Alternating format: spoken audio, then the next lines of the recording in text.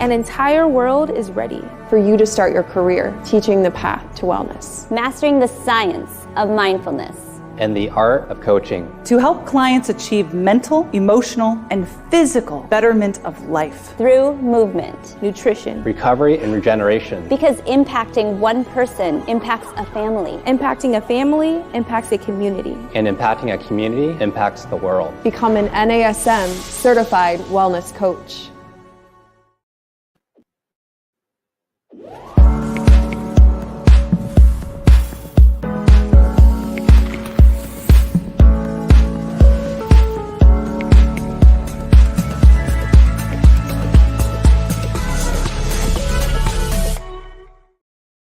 Hey everyone, welcome to our Strong Mind, Strong Body podcast. I'm your host, Angie Miller, and today we are going to talk about stress. Let's talk about stress, but more importantly, we're going to talk about resilience. We're going to talk about resilience is that thing like springs on your feet. It's that thing that helps us bounce back from stress, because we all know that our goal in life is not to avoid stress or to never have stress. That's just not possible. But what we can do is we can build resilient strategies that make us more resistant to stress so that we can come out on the other side and feel stronger and healthier. So today I have a very special guest. Her name is Marissa Brooks. She is a PharmD and she also has completed her CWC, the Certified Wellness Coaching Certification through NASM. And she's going to come on and we're going to discuss all the ways that all of us can learn to be more resilient, all the ways that we can bounce back so that we build kind of this buffer between us and stress. All right. So Marissa, I'm going to bring you on and have you introduce yourself. How are you? Hi, everyone. Good. How are you? Good. Well, I'm so happy to be here today as a wellness coach and as a wellness pharmacist. It's a really unique position that I get to really play in healthcare and bettering people and their wellness journey as well as their medications and that type of thing. And I'm so excited to be here and talk to you about stress management. All right. So cool. And you know, Marissa, that's what fascinates me. I'm glad that you mentioned being a pharmacist because I understand that you might be one of the first wellness pharmacists in the United States. Is that correct? Yes. This is a very new field to pharmacy as well as a new position here in my hospital system. So it's really exciting to really pioneer wellness in this space and seeing how that can really affect patients and their outcomes, as well as our other clients that we reach. You know what? I think that's amazing, Marissa, because, I always tell the story that I started out in education, then I moved into counseling, and then I moved into fitness, and I started to bridge fitness and mental health and academia. And a lot of times people didn't necessarily see that connection, that bridge between mental health and physical well-being. And it seems like it really came into the forefront during the pandemic, and everybody's like, yes, you need a strong mind and a strong body. And now I feel like the world of pharmacy and the world of medicine is like, yes, we're all getting on board. And there's these two sides of the bridge where fitness was always on one side and mental health and medicine was on the other. And now we're meeting in the middle and we're going to get people strong inside and out, which has been what I've said for 30 years. So I'm so excited to talk to you. Yeah, I'm excited. Yeah, this is really great. I'm happy to see the worlds really colliding and working together on these in this space. Yeah, me too. And I think you've got just such a great background. I think you work for Baptist Health. Is that correct? Yes, that's all right. Mm-hmm. So you guys brought in a grant. You were telling me all about this grant where you brought in a grant to teach pharmacists all about wellness. So you not only went through the CWC for NASM, you also completed this big program for pharmacists to teach pharmacists about how to build a strong mind and a strong body, right? Yeah, I had the opportunity. So I was an executive fellow with the American Society of Health System Pharmacists last year, and we had the opportunity to apply for a grant through the Department of Health and Human Services. And in this, we were awarded about $3 million, where we created a well-being ambassador program for pharmacists, pharmacy students, and pharmacy technicians, where they can learn about well-being and resilience, and they get a certification at the end of the program where they're certified and they can be their own, not only their personal like wellness champion, but a champion for their community, and really helping with preventing burnout and providing strategies and tools to like stress management and well-being. And it's a really great program. I'm really excited to see everyone who's going through it. There's a really nice community of people and they engage on a regular basis. So it's been a really great program so far. Wow. Did you say 3 million? Wow. Yes. That's amazing. So, and I love that you called it well-being ambassadors. So, Marissa, when you and I got on the phone and we were talking and I was lamenting that, 3 decades ago, no one understood this connection. And now it's such a part of everyday conversation that we need to be healthy physically and emotionally and mentally. And I love it because I feel like your generation is coming up and saying, well, of course, that makes sense to us. And so, of course, it's going to be more in the mainstream. And I'm looking at people like you thinking, wow, how cool that you're going to pave the way. So, well, let's get into the meat of the material here. Let's talk about, you've been through both of these programs, this whole grant program. You are a well-being ambassador is what I'm hearing. So as a well-being ambassador, how do we talk to fitness professionals, chiropractors, physical therapists, anybody who's out there listening, who's helping people build a strong body? How do we help them to build resilient strategies to mitigate stress? And I kind of want to take this one little strategy at a time, and then let's kind of milk it.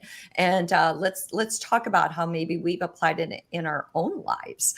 But what's one of your favorite resilience strategies that helps you say to stress, okay, stress, I see you.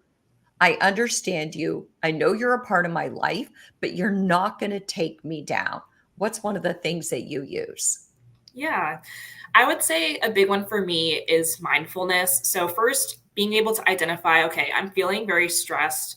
What is that trigger that is triggering this onset of these feelings? And then thinking, okay, how can I reframe my mindset to deal with this better? Because stress isn't always like the situation around you, but more on how you react to the situation. And so I try to really frame my thoughts and understand, how am I feeling in this current state and how can I kind of reframe this thought? So one of the examples in the Wellbeing Ambassador program, they kind of walk you through this scenario.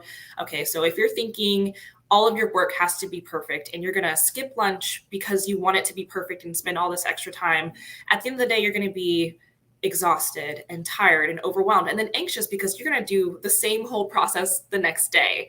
So reframing those thoughts and thinking, okay, I know that I always do my best, so I'm going to do my best work that I can. And then I'm actually going to take my lunch today, take the time for myself to ensure that I'm taking care of myself, giving myself the nutrients I need and the energy I need to get through the rest of the day.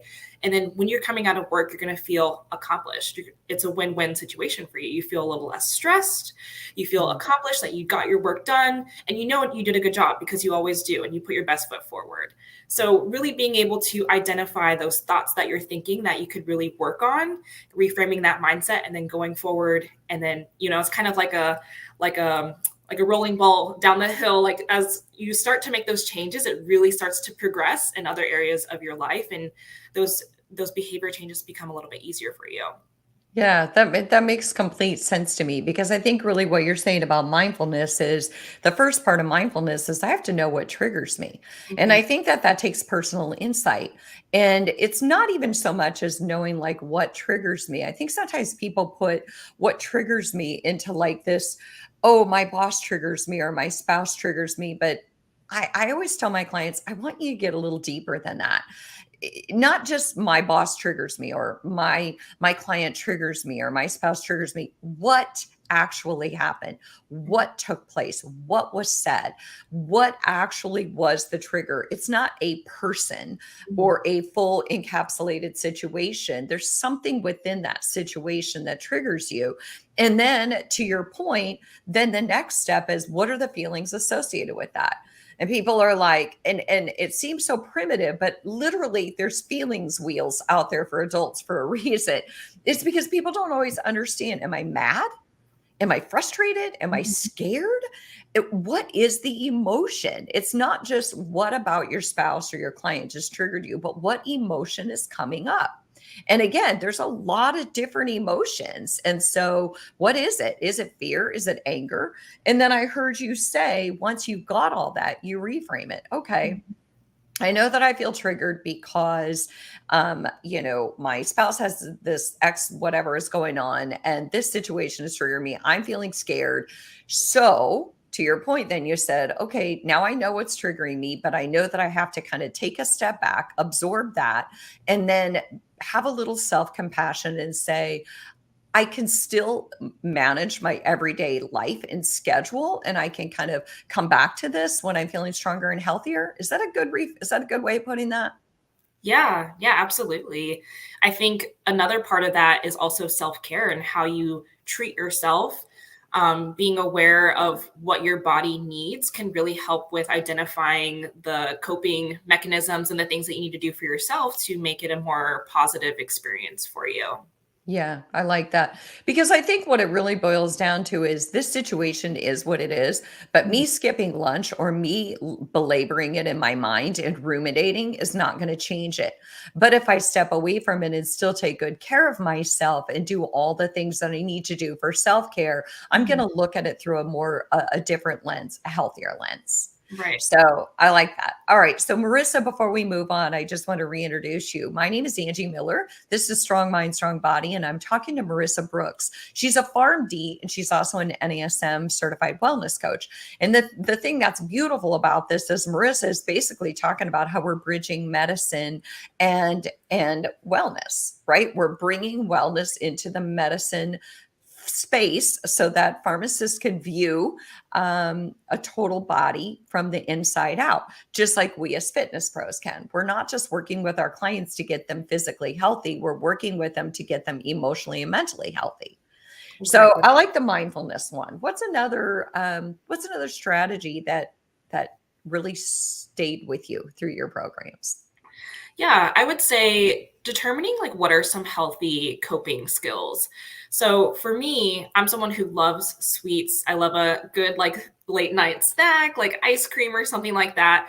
But sometimes you really have to identify, okay, like what's the best thing you can do to really help yourself, de-stress or handle a situation, not always to go, running to food or something else. So if you're someone who is active, maybe you need to go on a walk. Like that can really help clear your mind. I also really like social media. So sometimes when I take my breaks, I'm, scrolling on my phone, but that's not necessarily a break. Your mind is still very activated. You're seeing all these different things. So maybe putting the phone down, avoiding that, going on a walk, doing exercise, maybe reading a book, picking up a pen, doing some journaling, something that kind of helps you get your mind off of the things that are stressing you out or making you anxious, but something that can be replaced with a better, healthier behavior. And you have to be proactive about those things. So like you might be like, oh, I really want to go get some ice cream or do something that, makes you feel better. But saying, instead of doing this, I'm going to take that time that I would normally go do this one thing and replace it with something else. And so again, I think it kind of goes back to that mindful, that mindset change, but really making a proactive choice to work on the things that you need to work on in a more healthier way. I like that one a lot because, I have a funny, so when I stack my pantry, I stack it like grocery shelf. My husband used to, back in his early days of his career, he used to do store sets. And so he told me, of course, it's the eye level stuff that everybody is honing in on. So when I do my pantry, I hide all his junk food. Notice how I said his, because I'm not going to take any accountability for having any junk food. Not here, not now. All right. So I'm going to misplace the blame. No. So I stack like his chips way up high, as if I can't get a stool. But my point is, at eye level, I want things that are healthy so that if I'm having a moment or a mood and I know I want to grab something and I know that's not my best recourse, it's not smack dab in front of my face when I open that pantry or that refrigerator. I have some birthday cake in my refrigerator right now because my birthday's coming up. That thing is way up high and in the back. Because if I look at it every time I open it, I'm eating a piece of cake about every 5 minutes. So, but I like that. Healthy coping strategies and kind of know what works for you. And if, mindless eating isn't working, then maybe more mindful eating by stacking your pantry and your fridge the way that is best, or taking a walk, doing these things that get you out of this negative space, but kind of I think what you're saying is know what those coping skills are so that you have a go-to list, right? Exactly. Phone a friend if you need to, because if you're talking on the phone, chances are you're not eating. or people who smoke or whatever it might be, it whatever can kind of pull you away from that behavior that might be getting in your way. So I like that. So again, I'm talking to Marissa Brooks. I'm Angie Miller. This is Strong Mind, Strong Body. We are talking about building resilience to stress. Really what we're saying is, how do we build a buffer like cartilage? How do we build a buffer between you and stress? And I wrote an article about this years ago in American Fitness Magazine on anxiety and stress and building resilience to mitigate all of these things. So Marissa, you've said mindfulness, which involved reframing, and you've also said healthy coping skills. What's another thing that you share with your, as a pharmacist, what do you call, are they patients? Are they clients? What are they? Yeah, usually patients. So something that I always try to ask them is, what's your relationship with sleep, with food, with exercise? Just kind of get a good sense of like where they're at right now, and if they're like meeting their goals. And if they're not meeting those goals, like what's getting in the way of those things.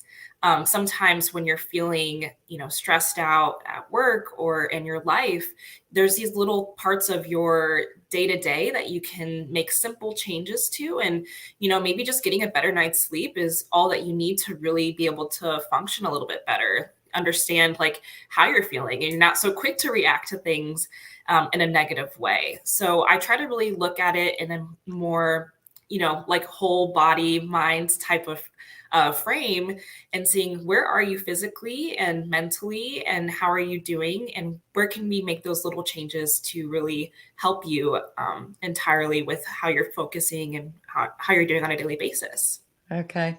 I have to tell you, I'm hanging on that whole line, and I've used it so many times, but then sometimes, something's in your toolbox, you let it go for a hot minute. And I heard you say, what is your relationship with? What a great way for every trainer, every physical therapist, every chiropractor, every instructor out there to say, what is your relationship with? Instead of saying, how much do you sleep at night? Because automatically someone like me, who's a terrible sleeper, I'm like, oh, I don't want to admit this. Please don't hold me accountable for this. Or, if they say, what's your nutritional intake look like? I'm like, oh, please don't. But if they say, what is your relationship? I can say, well, you know what? I have a pretty healthy relationship with food. I like it. But I'm not sure I have a healthy relationship with sleep. And then that makes it feel like it's okay, because there are certain things we have a healthier relationship with, and it gives trainers and it gives you as a pharmacist insight into where people are getting caught up in their wellness journey, right? Exactly. And it's the same thing with medications and things like that. Like, if you have a medication you're supposed to take every day, or maybe it's something you take once a week, ask them, how is that going? Are you finding a struggle in remembering to take your medication, and what's holding you back? What are some things that we can really look at that will help you with being consistent? I think a lot of things in life can be solved with consistency, whether that's working out, eating well, taking your medication, etc. You have to really look at those barriers and identify like what's holding you back. Is it something, situational, personal, whatever? We got to look at that and then go from there. I feel like you and I are old friends, old souls, Marissa. And it turns out we kind of just met, but that consistency word, I use that word a lot because to me, consistency is synonymous with safety. If somebody is consistent in their behaviors and actions, they feel safe to me. If I am consistent in my nutritional goals, I'm safe for myself. If I'm consistent with my sleep, I feel better. All of those, to me, consistency is synonymous with safety. And how do we feel safe in mind and body? We're consistent with the way that we treat ourselves. If we're consistently engaging in negative internal dialogue, we're consistently feeling absolutely awful. And so, how safe are we to ourselves? So that's such a great word, consistency, because I sure love consistent people. And I try to be consistent because I sure do love when I can count on somebody. So, all right. So Marissa, we've got this, we've talked about mindfulness. We've talked about healthy coping skills. Give me, and then you said a relationship. What's your relationship? So I hope every trainer out there today goes to their clients and is like, what's your relationship with? And then they give them a question. What's another thing that you talk about with your patients when it comes to resilience? Yeah, that's great. Another thing I try to look at is what is like in their surroundings. A lot of times you look at, I guess there's a thing where you think about, okay, your relationship with the people around you, how that can affect you, whether it's personal or professional. So we talked a little bit about barriers and that type of thing. But how are you feeling socially in that? And like, I guess in a support situation. So some people don't think of social as part of their wellness, but, a lot of times when you're feeling stressed out or, really anxious about something, you might kind of retreat from your normal activities.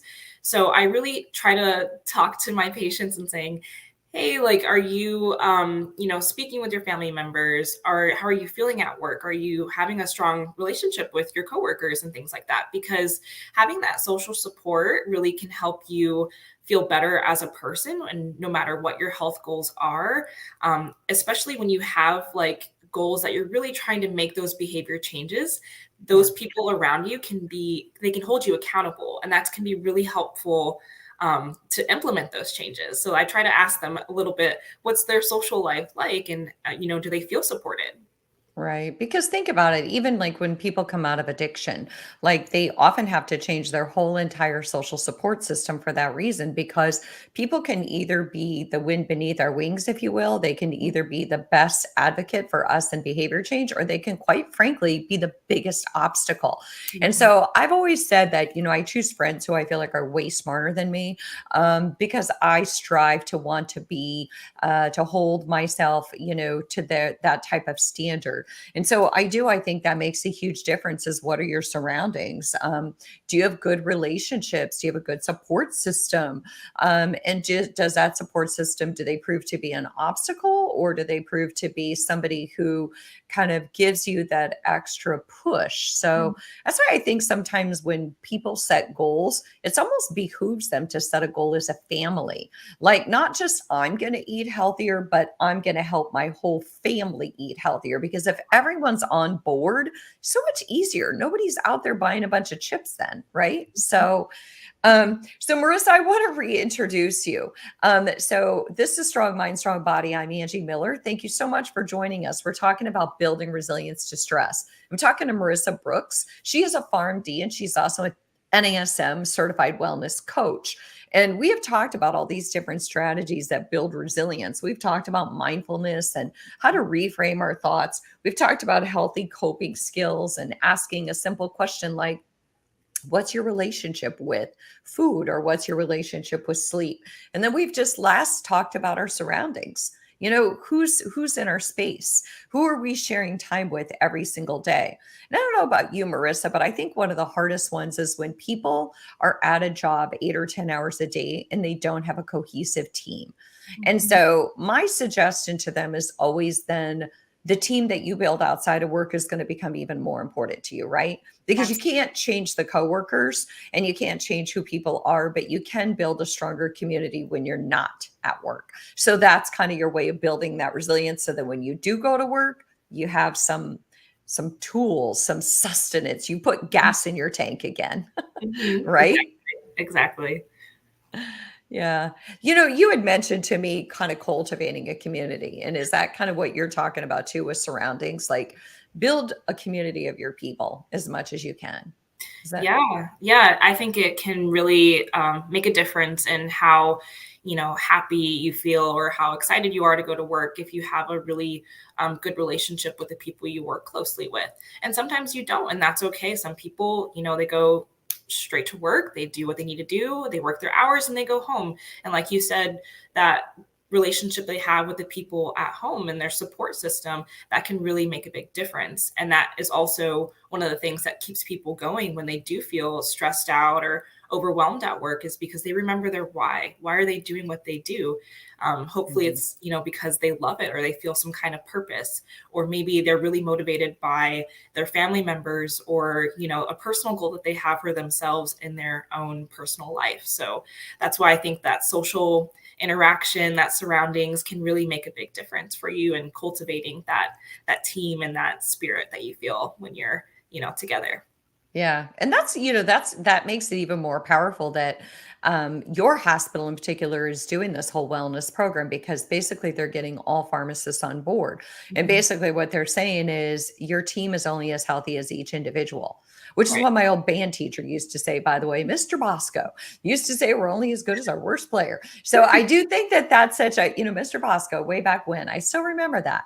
But that's the thing, is that you are. I mean, we are, as a team, collectively our weakest link and our strongest player. But we, if we want a full team at full capacity, it's best that we're all on the same page. So, so Marissa, is there any other strategy you'd want to share that you think would be really helpful for trainers, instructors? Yeah, I would say another one, we kind of mentioned it a little bit before, is talking about movement. I feel like as people I work with a lot of people who have, full-time jobs, and they feel like they don't have time to work out or something like that. So finding a way that they can incorporate movement into their daily life will really help them with, finding areas where they can find stress relief and where they can move their body and they just feel a little bit better. A lot of science around movement and how that can really play a role in reducing stress, and it's good for you, your cardiac health, and all sorts of things. And I always try to incorporate some kind of movement question in there. If you're able to go on a walk, or, just making sure you're getting up. If you sit down all day, like stand up and just like walk around your room if you can.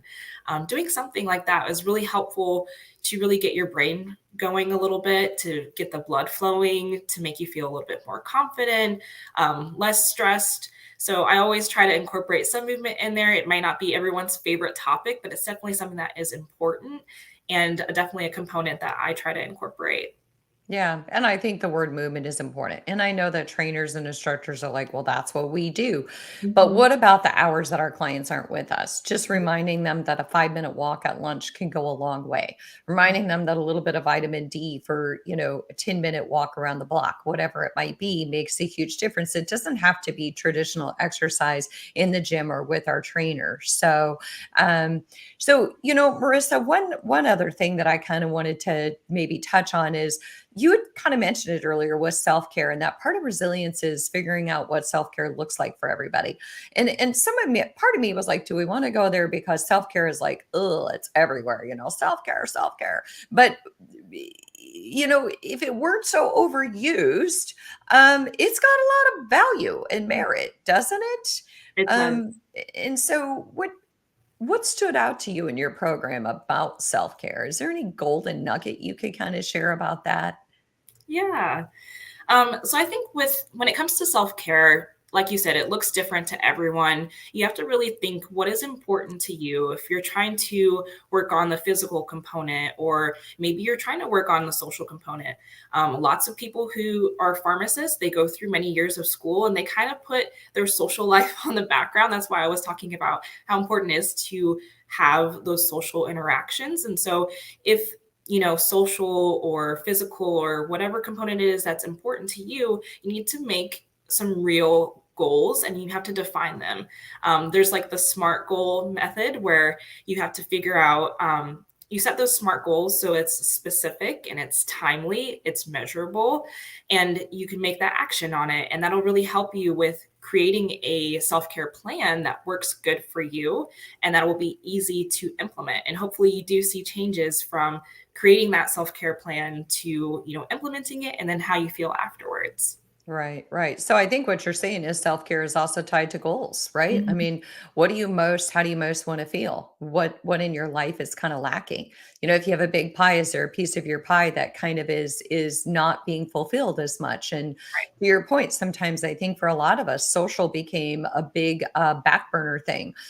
Started during the pandemic, and then we're working from home. So what can you do to kind of build that back up? So, Marissa, I just want to kind of recap some of the stuff that we've talked about before we go. But again, we've been talking about building resilience to stress. I'm Angie Miller, and I've been talking with Marissa Brooks, and she's a PharmD, and she's also a certified wellness coach through NASM. And I know, Marissa, we started out by talking about mindfulness. And I know to a lot of people, they're like, gosh, I hear that word all the time, but what is it really? And I like that you said it's more than just mindfulness, it's knowing what triggers you. And then once you know what triggers you, knowing what feeling is associated with that. Are you triggered because you're mad? Are you triggered because you're scared? And then you said, and then reframing, okay, this is where I'm at. And what can I do to kind of mitigate those strong emotions in the moment? Did I get that right? Exactly. Yes. Okay. And then you went on and you talked about your relationship with sleep and nutrition. You talked about coping skills. You talked about support system. And we ended with self-care. Did I miss anything? No, I think you hit it all on the nail on the head. I think we talked about a lot of really great strategies that people can incorporate into their own day-to-day, and hopefully it's beneficial to them and as well as their patients or clients that they work with. Yeah, I love that. And to all of you who are listening, I have one question for you. What is your relationship with? And then you can fill in the blank. What is your relationship with sleep? What is your relationship with exercise? What is your relationship with your strongest community? Are they your biggest advocates, or are they sometimes kind of holding you back? So, Marissa, thank you so much for coming on. Thanks to all of our NASM and AVA listeners, and to everyone else out there who is listening, who wants to feel strong and healthy from the inside out. I will see you next week.